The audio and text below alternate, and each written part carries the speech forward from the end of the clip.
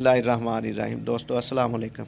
दोस्तों एक गल अज तुहाडे नाल शेयर करनी है कि कारोबारी जिंदगी दे विच मैं हमेशा सच नूं अहमियत दित्ती है।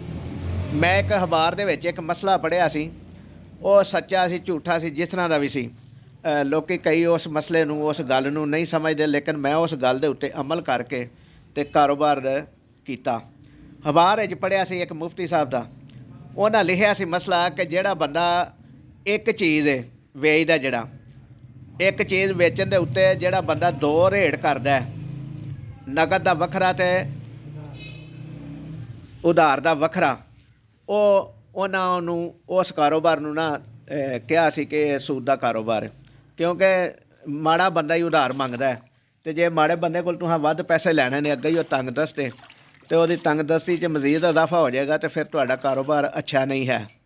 ਅਤੇ ਇਸ ਗੱਲ ਨੂੰ ਸਮਝ ਕੇ ਨਾ ਮੈਂ ਫਿਰ ਸਾਰੀ ਜ਼ਿੰਦਗੀ ਵਾਲਦ ਸਾਹਿਬ ਦੇ ਫੌਤ ਹੋਣ ਤੋਂ ਬਾਅਦ ਜਿਹੜਾ ਨਾ ਇਹਦੇ ਉੱਤੇ ਅਮਲ ਕੀਤਾ, ਰੇਟ ਇੱਕ ਕੀਤਾ, ਨਗਦ ਦਾ ਵੀ ਉਧਾਰ ਦਾ ਵੀ ਇੱਕ ਰੇਟ ਕਰਕੇ ਮੈਂ ਕਾਰੋਬਾਰ ਕਰਦਾ ਰਿਹਾ। ਔਰ ਇਸ ਗੱਲ ਦੀ ਕਿਸੇ ਸਮਝਾਉਣ ਵਾਸਤੇ ਕੀਤੀ ਹੈ ਜਾਂ ਸ਼ਰੀਅਤ ਦੇ ਵਿੱਚ ਇਸ ਗੱਲ ਦਾ ਮੈਨੂੰ ਸਹੀ ਇਲਮ ਨਹੀਂ ਹੈ।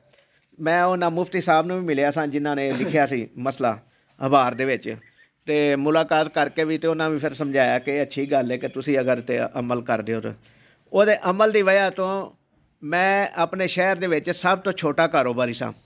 ਮੇਰਾ ਬਿਜ਼ਨਸ ਸਭ ਤੋਂ ਥੋੜ੍ਹਾ ਸੀ, ਛੋਟਾ ਸੀ, ਲੇਕਿਨ ਇਸ ਗੱਲ ਦੇ ਵਜ੍ਹਾ ਤੋਂ ਜਾਂ ਸੱਚ ਬੋਲਣ ਦੀ ਵਜ੍ਹਾ ਤੋਂ ਔਰ ਮੈਂ ਜ਼ਿਆਦਾ ਸਮਝਦਾ ਵਾਂ ਕਿ ਇਸ ਗੱਲ ਦੇ ਉੱਤੇ ਜਿਹੜਾ ਅਮਲ ਮੈਂ ਕੀਤਾ ਨਾ ਕਿ ਰੇਟ ਇੱਕ ਕਰਨਾ ਚਾਹੀਦਾ, ਅਮੀਰ ਗਰੀਬ ਦਾ ਰੇਟ ਨਹੀਂ ਬਣਾਉਣਾ ਚਾਹੀਦਾ।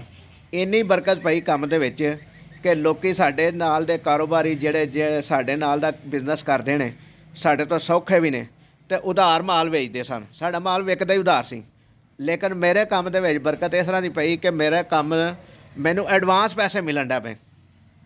ਐਡਵਾਂਸ ਪੈਸੇ ਮਿਲੇ, ਉਹਦਾ ਫਾਇਦਾ ਇਹ ਹੋਇਆ ਕਿ ਜਿਹੜਾ ਅਸੀਂ ਸਫ਼ਰ ਕਰਕੇ ਖਰਚਾ ਕਰਦੇ ਸਾਂ, ਕਰਾਚੀ ਜਾਂਦੇ ਸਾਂ, ਫਿਰ ਵਾਪਸ ਆਉਂਦੇ ਹਾਂ, ਜਿਹੜਾ ਖਰਚਾ ਹੁੰਦਾ ਸੀ ਫਿਰ 3-4 ਦਿਨ ਦਾ ਸਫ਼ਰ ਦੇ ਵਿੱਚ ਵੀ ਰਹਿੰਦੇ ਸਾਂ, ਉਹ ਵੀ ਬੱਚਤ ਹੋਈ, ਪੈਸੇ ਦੀ ਬੱਚਤ ਹੋਈ, ਸਿਹਤ ਵੀ ਅੱਛੀ ਹੁੰਦੀ ਗਈ ਅਤੇ ਕਾਰੋਬਾਰ ਵਿੱਚ ਵੀ ਇਜ਼ਾਫਾ ਹੋ ਗਿਆ। ਜਿਹੜੀਆਂ ਕੋਈ ਕਮੀਆਂ ਕੁਤਾਹੀਆਂ ਆਈਆਂ ਸਨ ਉਹ ਵੀ ਨਿਕਲ ਗਈਆਂ ਅਤੇ ਅੱਲਾਹ ਤਾਲਾ ਨੇ ਇੰਨੀ ਬਰਕਤ ਪਾਈ ਕਿ ਐਡਵਾਂਸ ਪੈਸਿਆਂ ਦੇ ਨਾਲ ਕੰਮ ਕਰਦੇ ਰਹੇ।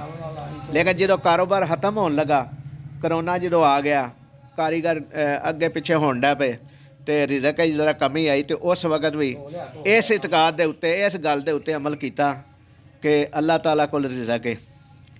ਅਗਰ ਅੱਜ ਇਹ ਕਾਰੋਬਾਰ ਖਤਮ ਹੋਣ ਲੱਗਾ, ਘਟਣ ਲੱਗਾ ਰਿਜ਼ਕ ਇਹਦੇ 'ਚ, ਅਤੇ ਅੱਲਾਹ ਤਾਲਾ ਨੇ ਸਾਡੇ ਰਿਜ਼ਕ ਦੇ ਅਸਬਾਬ ਬਿਹਤਰ ਪੈਦਾ ਕਰਨੇ ਨੇ ਸਾਡੇ ਵਾਸਤੇ। ਬੇਯਕੀਨੀ ਨਹੀਂ ਲਿਆਂਦੀ, ਇਹ ਨਹੀਂ ਸੋਚਿਆ ਕਿ ਸਾਡੇ ਕਾਰੋਬਾਰ ਨੂੰ ਕਿਸੇ ਕੁਝ ਕਰ ਦਿੱਤਾ ਹੈ, ਸਾਨੂੰ ਕਿਸੇ ਕੁਝ ਕਰ ਦਿੱਤਾ ਨਾ।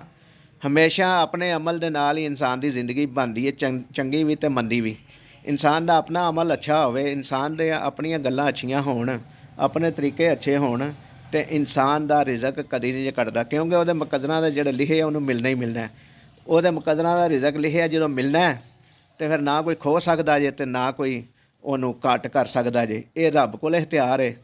ਰੱਬ ਦੇ ਉੱਤੇ ਯਕੀਨ ਰੱਖੋ ਅਤੇ ਰੱਬ ਹੀ ਤੁਹਾਡਾ ਮਾਲਕ ਹੈ, ਔਰ ਰਿਜ਼ਕ ਦਾ ਵੀ ਅਤੇ ਤੁਹਾਡੀ ਇੱਜ਼ਤ ਦਾ ਵੀ। ਅਤੇ ਜੇ ਤੁਸੀਂ ਰੱਬ ਦੇ ਕਹੇ ਹੋਏ ਰਸਤੇ ਉੱਤੇ ਚੱਲੋਗੇ, ਆਪ ਸੱਲੱਲਾਹੁ ਅਲੈਹਿ ਵਸੱਲਮ ਦੇ ਹੁਕਮ ਦੇ ਮੁਤਾਬਕ ਆਪਣੀ ਜ਼ਿੰਦਗੀ ਗੁਜ਼ਾਰੋਗੇ ਤਾਂ ਫਿਰ ਤੁਹਾਨੂੰ ਕਮੀ ਨਹੀਂ ਕਿਸੇ ਗੱਲ ਦੀ ਆ ਸਕਦੀ। ਦੋਸਤੋ ਇਹ ਇੱਕ ਚੰਦ ਇੱਕ ਗੱਲਾਂ ਮੈਨੂੰ ਯਾਦ ਆਈਆਂ, ਅਤੇ ਇਹ ਜਿਹੜੇ ਸਾਡੇ ਨੇ ਕੰਮ ਕਰਦੇ ਨੇ ਪਏ, ਜਿਹੜਾ ਪਕਾਈ ਕਰਦੇ ਨੇ ਪਏ, ਇਹਨਾਂ ਨੂੰ ਅਤੇ ਨਾਲ ਤੁਹਾਡੇ ਨਾਲ ਸ਼ੇਅਰ ਕਰਨ ਵਾਸਤੇ ਇਹ ਵੀਡੀਓ ਬਣਾਈ ਹੈ। ਵੀਡੀਓ ਚੰਗੀ ਲੱਗੇ ਅਤੇ ਲਾਈਕ ਕਰਿਆ ਜੇ, ਸ਼ੇਅਰ ਕਰਿਆ ਜੇ, ਔਰ ਚੈਨਲ ਨੂੰ ਸਬਸਕ੍ਰਾਈਬ ਕਰਿਆ ਜੇ। ਦੁਆਵਾਂ 'ਚ ਯਾਦ ਰੱਖਿਆ ਜੇ, ਕਮੈਂਟ ਸੈਕਸ਼ਨ ਵਿੱਚ ਇੱਕ ਕਮੈਂਟ ਲਾਜ਼ਮੀ ਕਰਿਆ ਜੇ ਤਾਂ ਕਿ ਸਾਨੂੰ ਤੁਹਾਡੀ ਪਿਆਰੀ ਜੀ ਰਾਏ ਦੇ ਬਾਰੇ 'ਚ ਇਲਮ ਹੋ ਸਕੇ। ਅਗਰ ਕੋਈ ਗਲਤ ਲਫ਼ਜ਼ ਬੋਲਿਆ ਗਿਆ ਹੋਵੇ ਤਾਂ ਉਹਦੀ ਮਾਜ਼ਰਤ, ਮਾफ़ੀ ਚਾਹੁੰਦੇ ਹਾਂ ਐਡਵਾਂਸ ਤੁਹਾਡੇ ਕੋਲੋਂ। ਆਪਣੇ ਪਿਆਰਿਆਂ ਦਾ ਬਹੁਤ ਸਾਰਾ ਖਿਆਲ ਰੱਖਿਆ ਜੇ। ਜਿਉਂਦੇ ਰਹੋ, ਵਸਦੇ ਰਹੋ। ਅੱਲਾ ਨਿਗਹਿਬਾਨ।